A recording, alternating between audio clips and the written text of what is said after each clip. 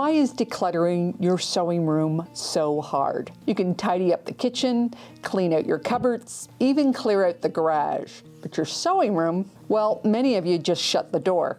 You are not alone. Here are 5 big problems with cleaning your sewing space and the tips you need to overcome them. So stick with me and I'll show you how to do it.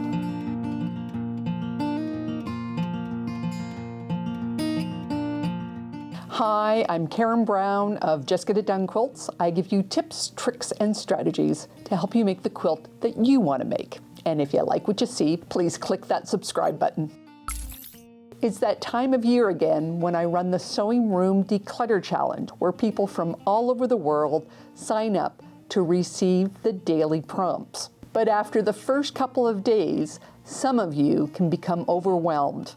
Shame begins to set in, and you might be thinking about quitting. Our sewing spaces are not like other spaces in our home, and there are 5 big reasons why it's tougher to clear this space out. But luckily, you can overcome them if you can recognize the problem.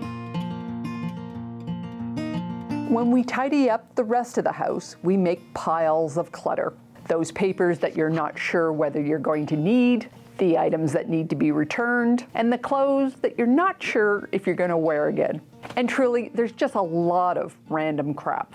So when we need to tidy up the house, like when guests come or you need to do repairs, what do? You gather all that stuff up and you dump it in your sewing space. And more likely, you do this more than once. Decluttering is hard enough, but with all those extra things in your space that you previously could not make a decision on, staring you straight in the eye, the brain power that's required to deal with this space is proportionally so much higher than other rooms like the kitchen or the bathroom. That's why you need to use your timer and work in intervals. The key point is to listen to the timer. When we get in the groove, the tendency is just to keep going.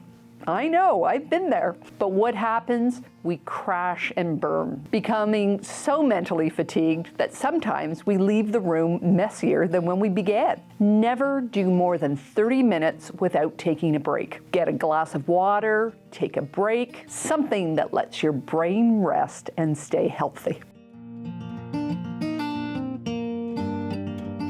So why is decluttering hard? Because decluttering is all about answering questions. Do I like it? Do I want it? Is it important? Where did it come from? When will I use it again? Can anyone else use it? When you open a cupboard or drawer with an assortment of items, the number of questions that you need to answer just expands. Add in those extra ones for the squatters, like that bag of clothes that you need to sort, or those seashells from a vacation from long ago, or your kids' old school projects. And it's like your brain is running a decluttering decathlon.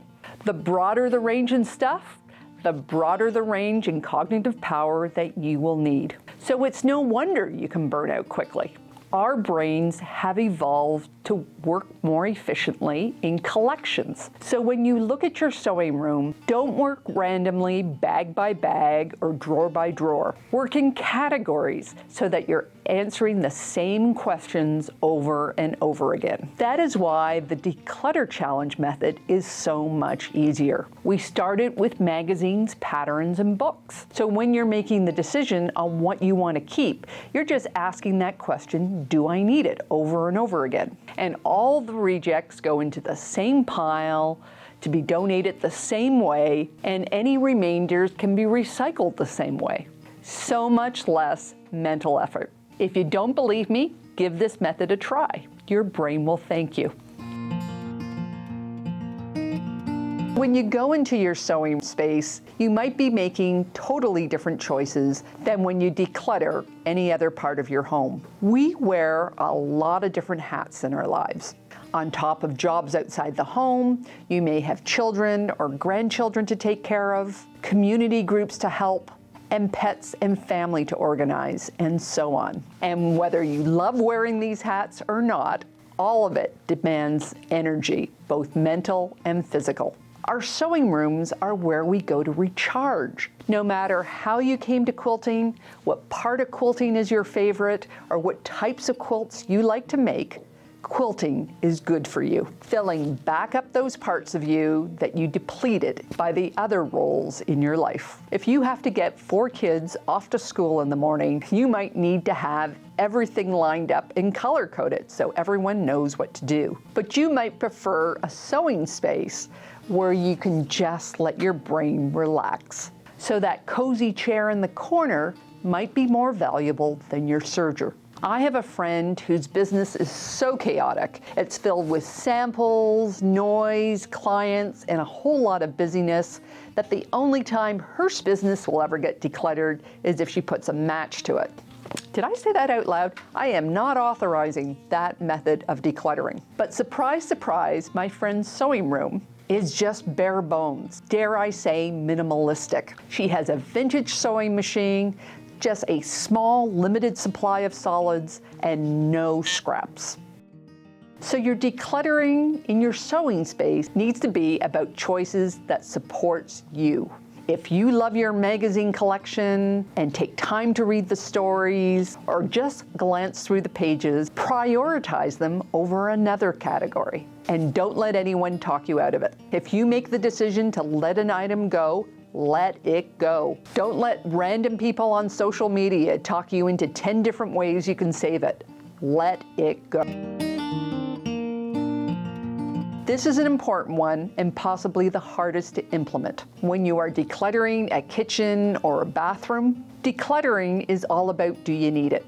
You've heard this statement 1,000 times, but does it bring you joy? But in these rooms, the items are finite. That is, you don't need to recombine it to make it useful. A plate is a plate. Lipstick is lipstick. A shirt is a shirt. In our sewing space, much of our inventory isn't anything yet. That zipper needs to be sewn into something to be useful. Patterns need tools and fabric to be used. That fabric needs to be cut up and sewn back together again. And then we need batting and more fabric and a lot of labor to make it into a quilt. So the question of, do I need it, doesn't really work here. The problem that we have is that that question begins to slide into, can I make it? We look at a pattern or a UFO and evaluate it based on, do we have the fabric and the tools and how much we've made. We put it in a bag, we add it to the UFO list, and it sits and sits and sits, taking up that valuable real estate in our sewing room. We need to shift that question to, do you want to make it? Because our most precious commodity is not money, but time. You only have so much, and you can never get it back once it's gone. We all have those clunkers in our closets. We were buying fabric before we really knew how to quilt. We took workshops before we discovered what techniques we like to use. And we started projects before we realized what colors fills our souls. Last year, I learned this lesson the hard way. I had a pile of batiks that I decided that I did not love, but that economical, logical side of me kept whispering, you can make it, and kept pushing me to use them. And it cost me. It sucked the sojo right out of me, and it took me months to get it back. So choose you. Make the projects that fill your bucket.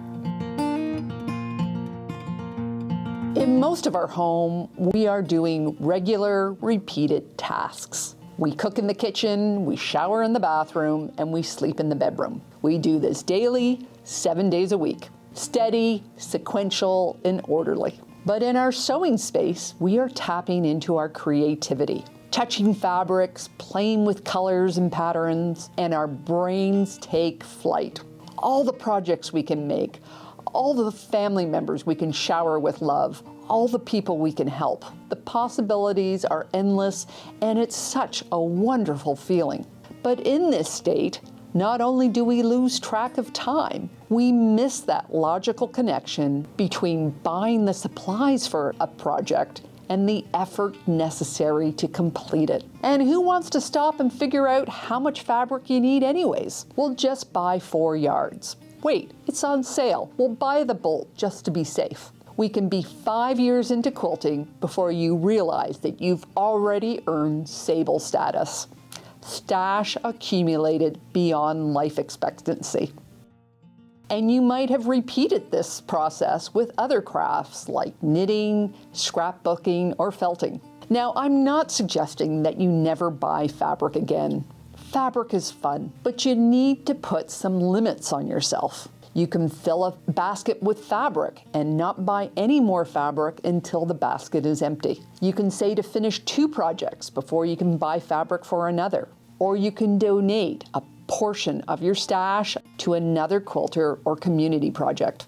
But right now, in your sewing space, take a good hard look at those fabrics that you haven't touched in years, and especially the ones in the Rubbermaid containers. You can eliminate the crafts that you no longer do in your space. I am donating most of my knitting supplies because I no longer knit. If I have the time, I'm going to quilt.